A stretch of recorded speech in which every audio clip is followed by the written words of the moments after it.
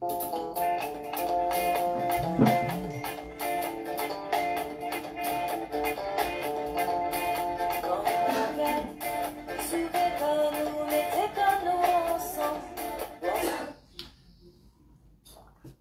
à tous, bonjour à toutes. Nous nous excusons du petit problème technique qui s'est produit. Nous donc recommençons notre émission traditionnelle de la semaine, au cours de laquelle nous envisageons un fait d'actualité en Martinique, un fait d'actualité internationale et une partie des constructions. Alors, au programme aujourd'hui, nous avons retenu une illustration de la politique de génocide par substitution menée par le colonialisme français en Martinique. Pour ce qui concerne l'international, nous allons parler du terrorisme à Gaza. Et en matière de déconstruction, je vais vous présenter une contribution du CNCP relative à l'évolution institutionnelle de la Martinique et au droit à l'autodétermination de notre peuple. Donc voilà pour le programme et je commence tout de suite avec une illustration de la politique de génocide par substitution. Alors, je vous avais averti déjà que les citations que je ferai sont tirées d'une lettre adressée au rectorat par le collectif Ensemble pour défendre l'école Martinique. Vous pouvez retrouver cela sur les réseaux sociaux de son intégralité. De quoi s'agit-il? Mercredi 11 octobre, au journal télévisé de 19h de Martinique Première, le ministre délégué aux Outre-mer, Philippe Vigier, a déclaré que pour mettre fin au dépeuplement de la Martinique, et donc, je cite, il faut recréer une politique attractive, il faut permettre à celles et ceux qui veulent venir ici de s'implanter, faire leur vie, travailler et s'épanouir. Ils verront qu'on est très très bien ici. En parlant de faire venir des gens, ils pensaient manifestement aux ressortissants français, à ceux que certains appellent les métropolitains. Mais il faut ajouter qu'ailleurs, il a déclaré, ce même ministre, qu'une partie des troupes françaises qui sont chassées du Niger seraient réaffectées pour surveiller notre territoire. On ne fait pas de commentaires sur cela, on y reviendra dans la partie des constructions. Mais ce ministre a dit ça, mais dans le même temps, la Cour des comptes a lancé une offensive contre la rémunération des fonctionnaires martiniquais. Il a dit en Outre-mer, considérant que c'est un système injuste, difficile à gérer, lourd budgétairement. Pour les Français, entre guillemets, en Outre-mer. Mais que dit-il dans l'esprit du bonhomme Vigier? Que dit-elle, pardon, la Cour des comptes? Je cite encore. Il faut un dispositif plus attractif pour les fonctionnaires originaires de France. Et je cite ces propos, l'attractivité de leurs propos, pardon, l'attractivité des affectations ultramarines suppose une approche plus globale qui prendrait en compte l'ensemble des modes de vie dans les territoires ultramarins, éloignement et isolement, sécurité, accès au logement, scolarisation des enfants, système de santé, accès aux soins, emploi du conjoint, valorisation du séjour outre-mer dans le parcours de carrière. Vous imaginez ce que ça veut dire? Pour les fonctionnaires qui travaillent en Martinique, il faut réduire la rémunération, c'est injuste.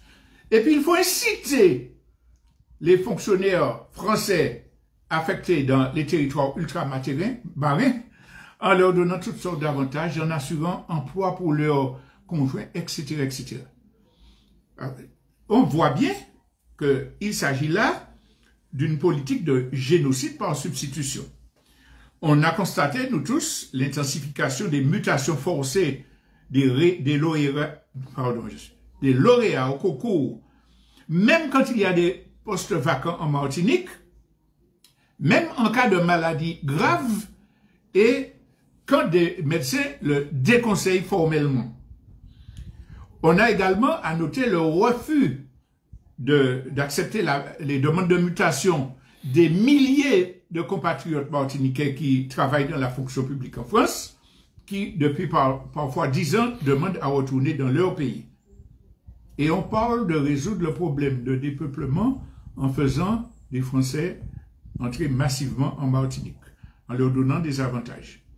Donc, on aura compris qu'il nous faut absolument, en urgence, réagir de façon conséquente, que ce moment-là est largement venu. Je vais revenir sur cette question dans la partie des constructions. Je passe donc à la question internationale. J'ai annoncé le terrorisme à Gaza. Je suis prêt à parier que ce titre-là a tout de suite évoqué, dans la grande majorité de ceux qui l'ont entendu, le Hamas, le groupe terroriste qui a massacré des civils en Israël. Mais ce n'est pas étonnant, puisqu'il y a une manipulation médiatique massive qui a été mise en œuvre pour fabriquer le consentement de l'opinion à accepter la politique israélienne et à vraiment manipuler toute possibilité de savoir ce qui se passe effectivement à Gaza. Après l'offensive menée par le Hamas sur le territoire israélien, les impérialistes occidentaux et Israël, qui est leur tête de pont armée dans la région, ont sauté sur l'occasion pour profiter de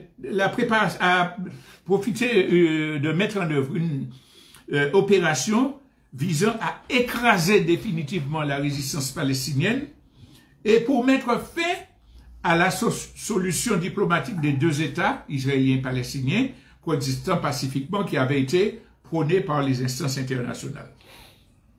En mettant au cœur de leur propagande le terrorisme du Hamas, leur objectif est premièrement d'occulter totalement la question fondamentale qui est celle de la résistance palestinienne qui lutte contre une colonisation d'une rare barbarie menée par l'État sioniste d'Israël. Deuxième objectif, il faut justifier ce qui est une agression militaire menée par Israël en fonction du droit de ce pays à se défendre. Alors, effectivement, la tuerie de civils, en particulier de femmes et d'enfants, la prise d'otages, qui sont malheureusement une réalité commune à toutes les guerres, sans exception, cela suscite obligatoirement le dégoût chez toute personne empreinte d'humanité. Les victimes civiles de l'offensive du Hamas sont largement instrumentalisées pour cacher les véritables enjeux de la guerre menée par Israël contre les Palestiniens. Et pour faire bonne figure, comme chaque fois qu'Israël prépare ou mène une agression militaire, on repasse dans les médias des films sur l'Holocauste, on fait des reportages sur des survivants et on refait référence à l'Holocauste, de façon à créer une empathie pour l'État d'Israël. Eh bien, si on se laisse piéger par des réactions émotionnelles, si on ne fait pas un effort vraiment conséquent pour raisonner, pour s'informer sur les véritables motifs de ces agressions, si on n'arrive pas à se défaire de la propagande israélienne qui diabolise tout ce qui vient de Palestine, eh bien, on va soutenir des criminels contre un peuple en lutte. Comment admettre que les mêmes personnes qui expriment leur empathie concernant les victimes israéliennes, qui avalisent une riposte aveugle et barbare contre tout un peuple, contre des millions de civils qui n'ont rien à voir avec les faits de guerre reprochés au Hamas, Comment admettre que tous ces gens qui se déclarent horrifiés par le terrorisme du Hamas restent murés dans une glaciale indifférence quand des milliers de civils palestiniens, enfants, femmes et vieillards, sont déchiquetés par les bombes israéliennes, et cela depuis près de 70 ans. Pourquoi les pays occidentaux et leurs médias ne qualifient-ils pas Israël d'État terroriste? Le Hamas a tué des centaines d'Israéliens civils. C'est l'horreur absolue, c'est la nécessité d'écraser ces terroristes. L'État d'Israël tue des milliers de civils depuis des dizaines d'années. Il n'est jamais qualifié d'État terroriste. Au contraire, on va soutenir cet État en disant qu'il a le droit de se défendre. Alors pourquoi ne soutient-on pas le droit des Palestiniens à se défendre contre l'occupation israélienne, et pourquoi ne livre-t-on pas des armes à ces résistants-là pour lutter contre une occupation qui a déjà été 100 fois condamnée par l'ONU? Ce qui se passe actuellement, c'est qu'une fois de plus, un État terroriste commet des crimes de guerre et des crimes contre l'humanité. C'est ce qui est principal et qui est déterminant dans les affrontements qu'il y a aujourd'hui autour de Gaza. Crimes de guerre et crimes contre l'humanité, ce sont des punitions collectives. Comme des terroristes ont tué des civils chez moi, j'ai le droit de couper l'eau, l'électricité, l'arrivée de médicaments, l'essence pour tout le peuple. Refuser d'envoyer le pétrole qui fait tourner les moteurs dans les hôpitaux, etc. C'est un crime de guerre, c'est un crime contre l'humanité. Donc, ça, c'est la réalité. La réalité, c'est que Israël, avant les attentats du Hamas, les actions armées du Hamas,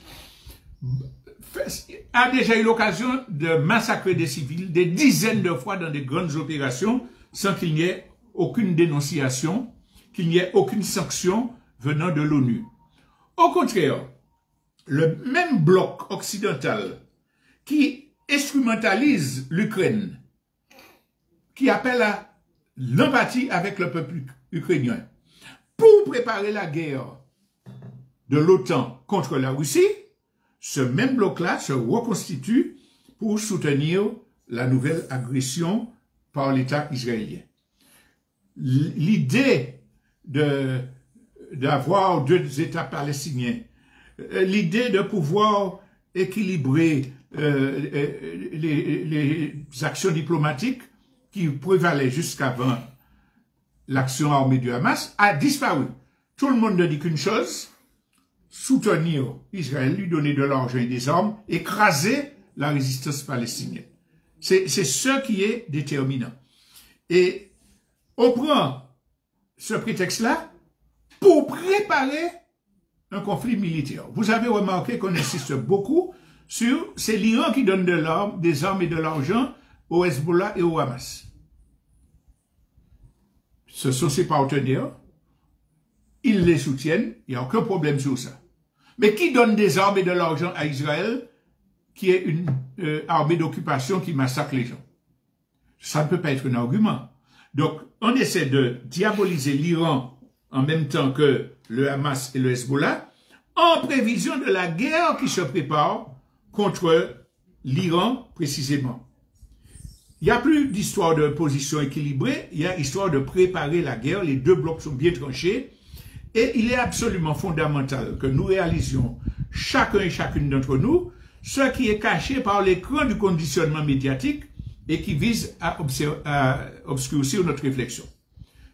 C'est un pas qui est en train d'être franchi vers le déclenchement du conflit militaire majeur, et qui se pointe là et qu'on a déjà vu se préciser en Ukraine à travers les contradictions autour de Taïwan, etc. C'est un pas vers la guerre mondiale de haut niveau, de haute intensité qui est en train de se faire. Ce n'est pas un hasard si les États-Unis envoient le plus grand porte-avions, s'ils commencent à tirer contre des missiles Houthis, etc. C'est vraiment un pas qui se prépare au niveau de la guerre mondiale. Et puis, il y a un deuxième enjeu fondamental, c'est l'accélération de la fascisation de toutes les sociétés. Nous n'avons cessé de donner des exemples sur la façon dont on bafoue la démocratie, dont on surveille les opposants, mais surtout, c'est l'interdiction d'exprimer ses points de vue. Alors, c'est par étapes. Du temps du Covid, il est interdit à tout scientifique, site, etc., de dire c'est une manœuvre pour le compte des multinationales, il s'agit de produits expérimentaux, on nous cache les effets secondaires. Donc, il était interdit. On avait des amendes si on ne respectait pas les décisions qui nous confinaient, qui nous empêchaient de respirer auprès de la plage, etc. C'était une préparation. Et puis là, on franchit un nouveau pas. Il est interdit de dire « Je soutiens la résistance palestinienne ». Si on dit ça, ça veut dire qu'on est terroriste avec le Hamas. Le Conseil d'État a annulé l'interdiction par le préfet, par le ministre de l'Intérieur, qui avait été prononcée pour toute manifestation de soutien à la Palestine, sans aucune sorte de discrimination, mais n'empêche que partout il y a une offensive pour empêcher les manifestations, pour fermer les comptes qui sont qualifiés de comptes qui font l'apologie du terrorisme.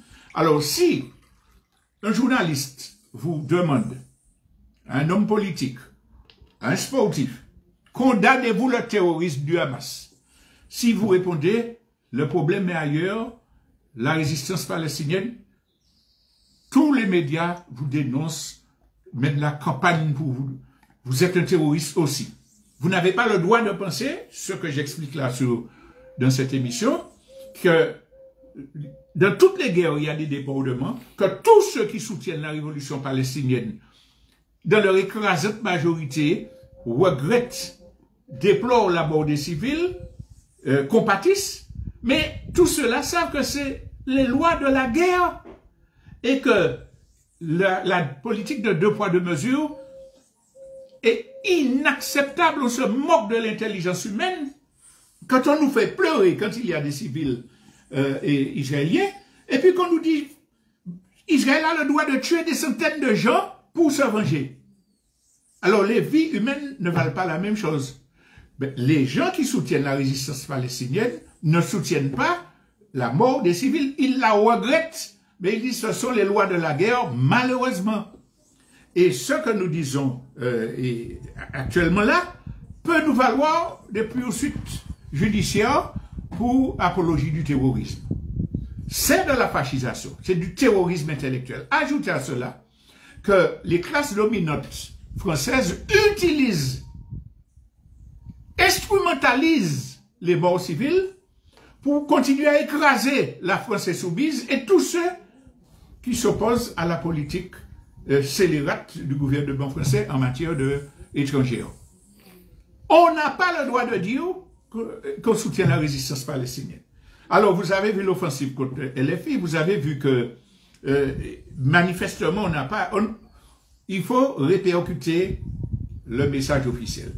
Il ne faut pas mettre en doute les informations qui disent Israël a bombardé un hôpital pour tuer plus de 450 personnes. Ça s'appelle journaliste. Ça s'appelle chef d'État.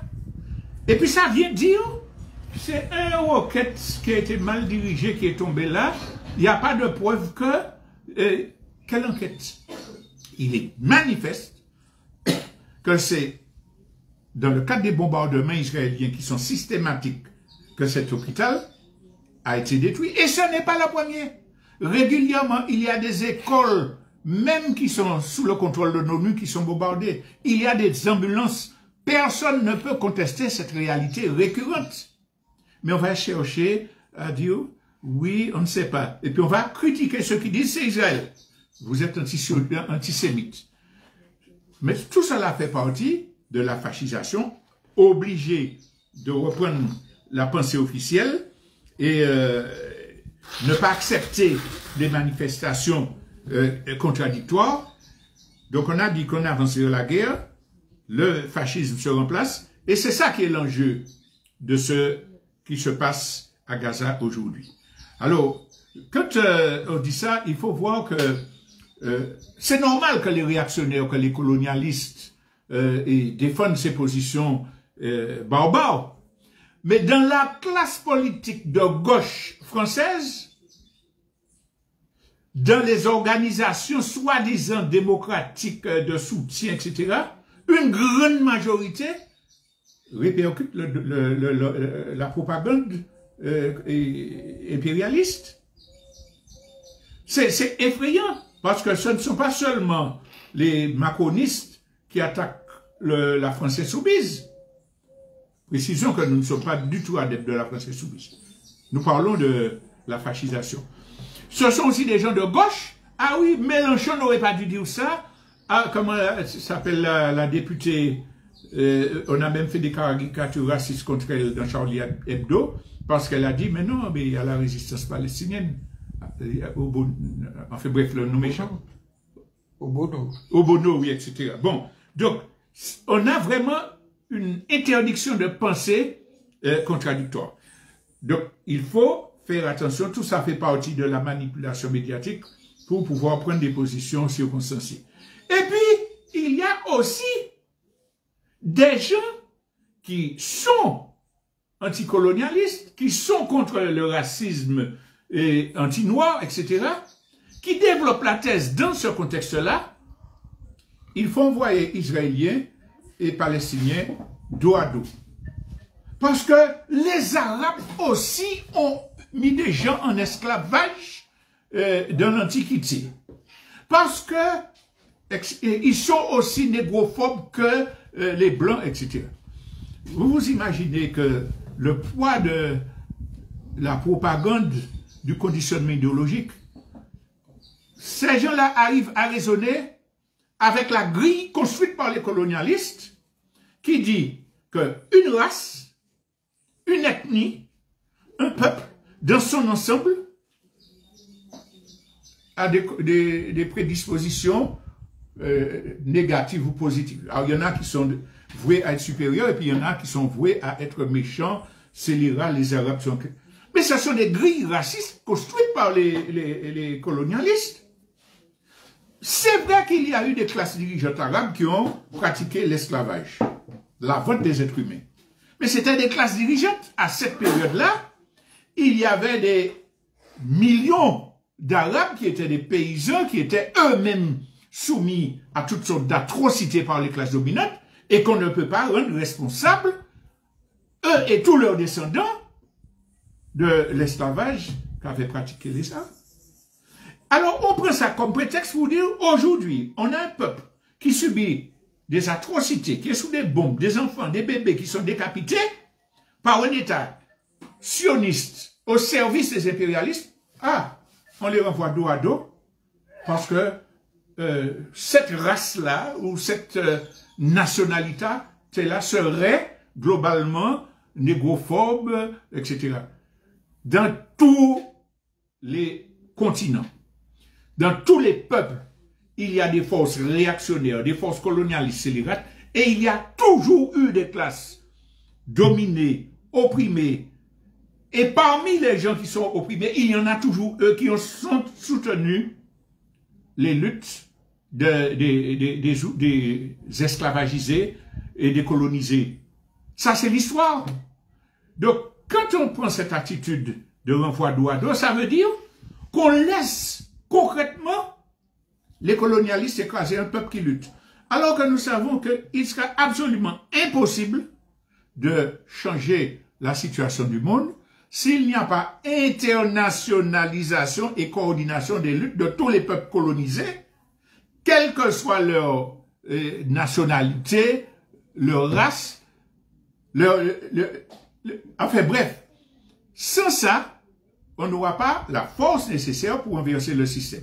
Alors, le renvoi de dos à dos pour ne pas soutenir la lutte d'un peuple colonisé qui est opprimé, c'est l'antithèse du panafricanisme qui célèbre les cultures africaines, du respect de l'homme, du partage, de la solidarité, de l'entraide, de la compréhension de l'unité, de l'harmonie qui doit exister entre tous les hommes et tous les hommes, les femmes et l'environnement. C'est l'antithèse de la pensée panafricaine. Ceux qui ont lu les textes de Nkrumah, en fait de tous les penseurs de panafricanisme, savent que ce sont de profonds humanistes et que s'ils étaient là aujourd'hui, ils n'auraient certainement pas dit « je renvoie les Palestiniens et les Israéliens dos à dos ». Donc il faut bâtir l'international des luttes populaires contre le colonialisme, contre l'impérialisme et l'ultralibéralisme. Donc aujourd'hui, il y a des protestations sur toute la surface du globe en faveur du peuple palestinien. Pas seulement dans le monde arabe, comme ils disent, mais en Asie, il y a des protestations. Aux États-Unis, en Angleterre, les médias ne parlent pas tellement. En Israël, il y a des gens qui manifestent pour le respect des droits du peuple palestinien. Donc, comment imaginer que nous pourrions renverser l'impérialisme sans faire converger la lutte de tous ces gens-là qui se basent sur des principes humanistes? Évidemment, chacun aura à choisir son camp en la matière. Donc voilà pour ce qui concerne la situation à Gaza, le terrorisme à Gaza, qui est principalement le terrorisme de l'État sioniste. Et donc nous allons faire une petite respiration musicale en attendant de passer à la période déconstruction.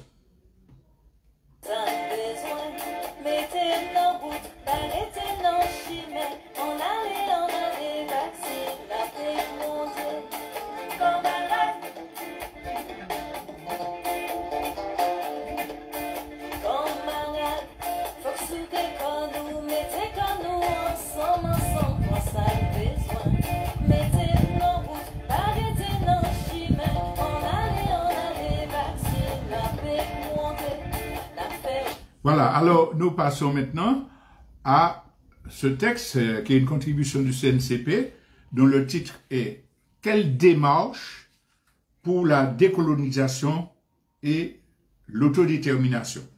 Alors, je vais donc le lire. Vous pouvez le retrouver sur Internet, mais on va donner les liens plus tard. Dans la résolution 1514 de l'ONU sur l'octroi de l'indépendance aux pays et peuples coloniaux, daté du 14 décembre 1960, il est clairement stipulé que tous les peuples ont le droit à la libre détermination. En vertu de ce droit, ils déterminent librement leur statut politique et poursuivent librement leur développement économique, social et culturel.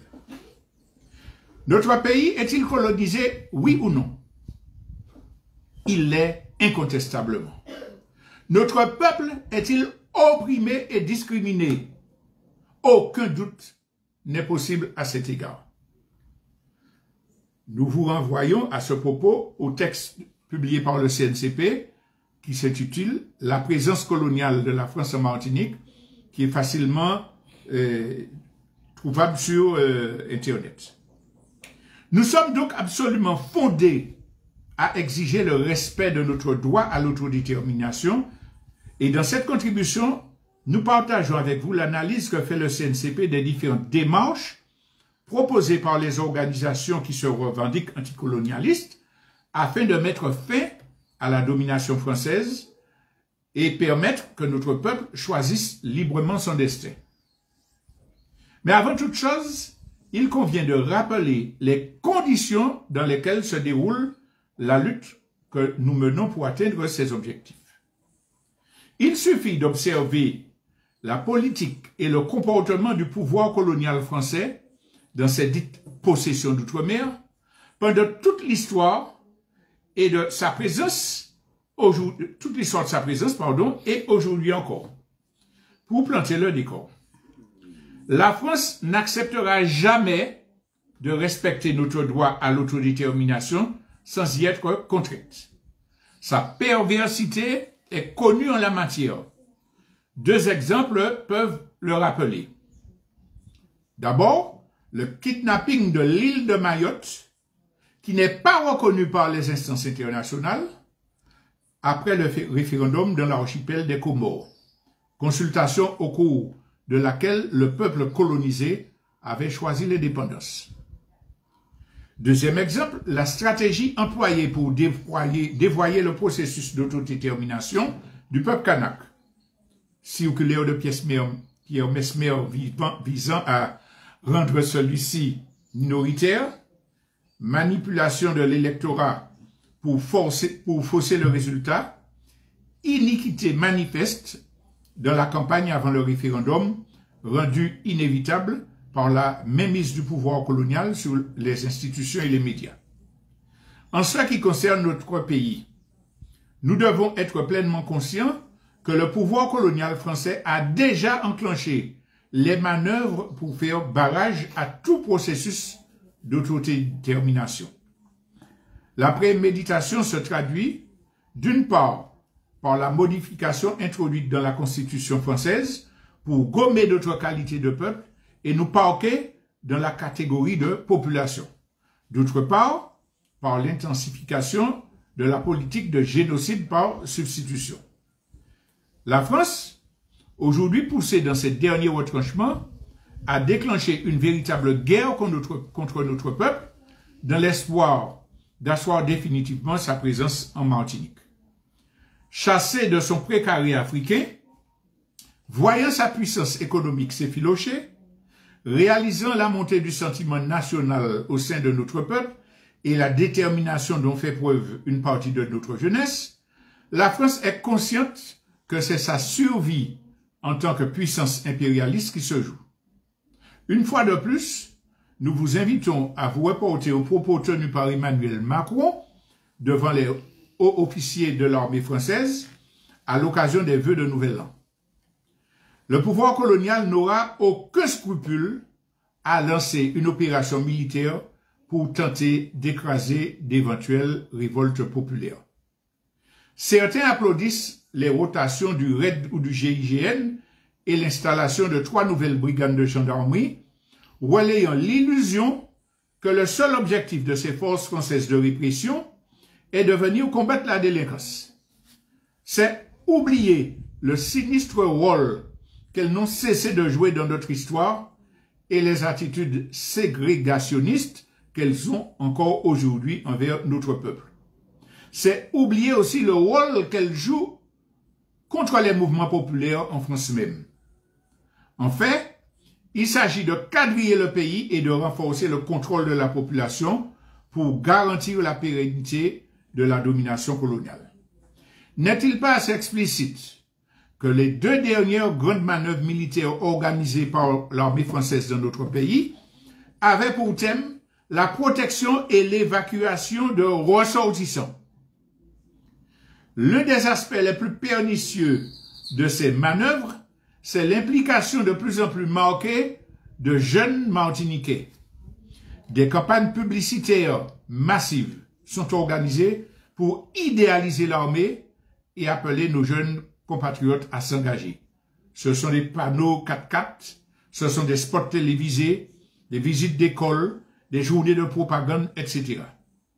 Dans un pays où le chômage touche 60% de la jeunesse, le message mis en avant, c'est l'opportunité d'emploi qu'offre l'armée.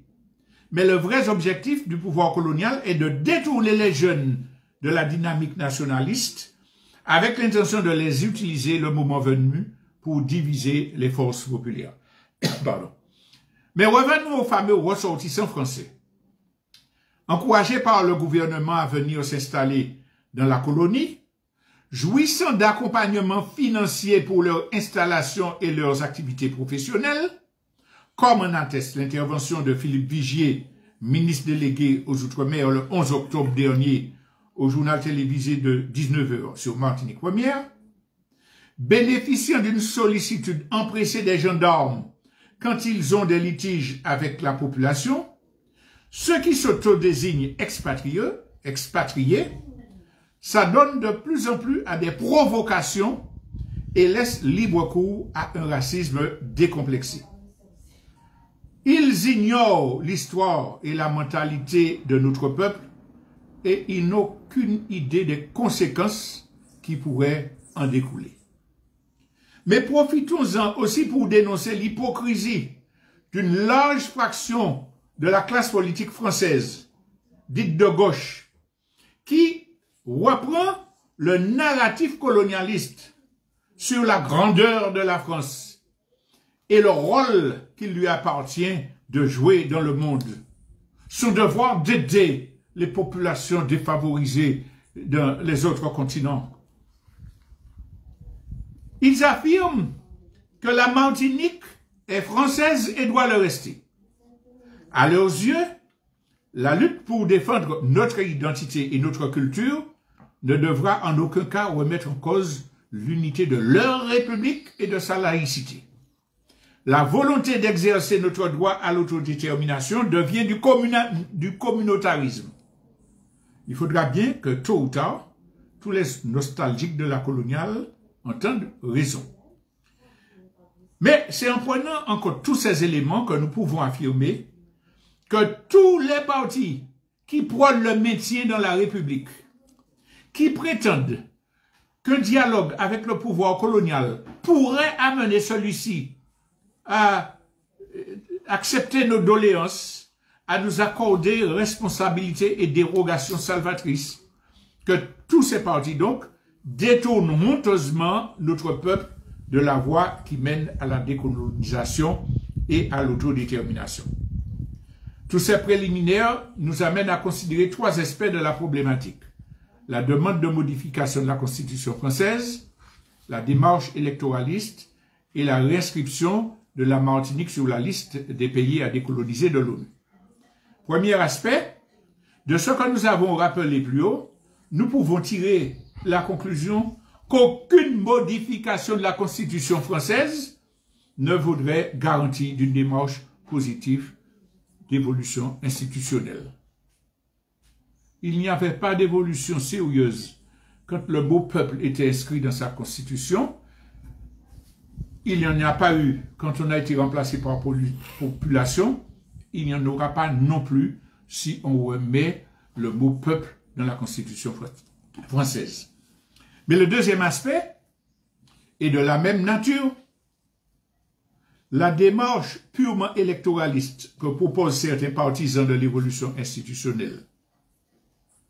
Eh bien, nous avons vu l'importante marge de manœuvre dont dispose le pouvoir colonial pour vicier la base électorale et les conditions d'organisation des référendums. Mais le plus grave, c'est que les conditions dans lesquelles se déroulent les affrontements électoraux chez nous attisent de brutales et irréconciliables divisions au sein de notre peuple. Par exemple, la haine alimentée entre les autonomistes de Ensemble pour une Martinique nouvelle et les patriotes du Grand Semblé en est une triste illustration. Ceci est un frein indéniable à la possibilité de construire l'unité indispensable qui nous permettrait d'affronter le colonialisme. Troisièmement, enfin, le combat pour la réinscription de la Martinique sur la liste de l'ONU des pays à décoloniser relève évidemment d'une impérieuse nécessité.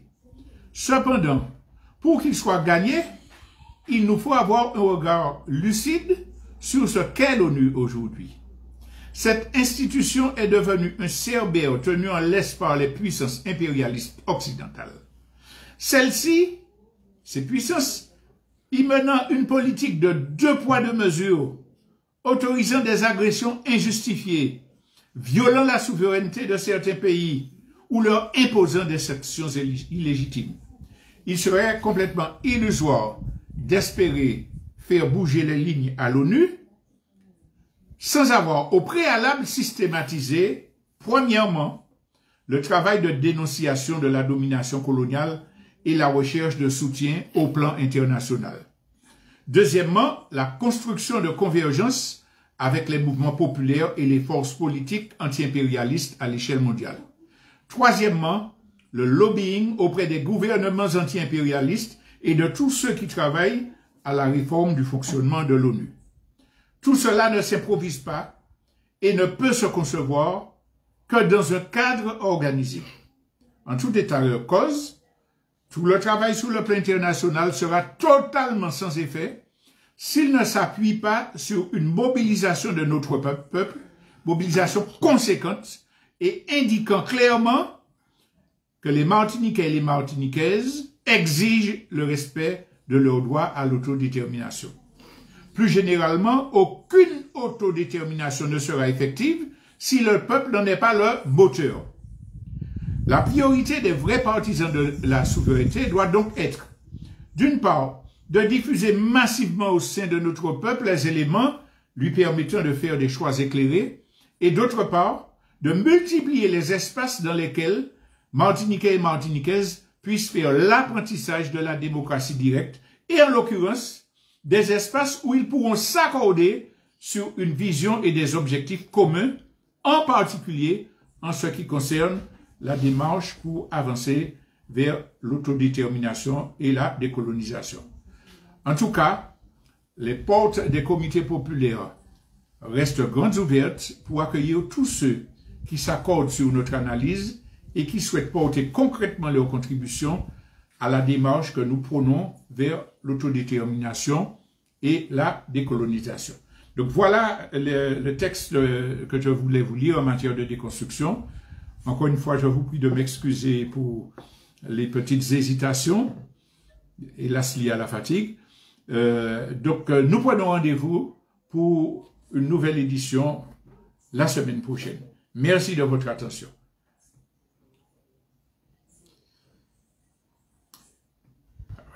Bien que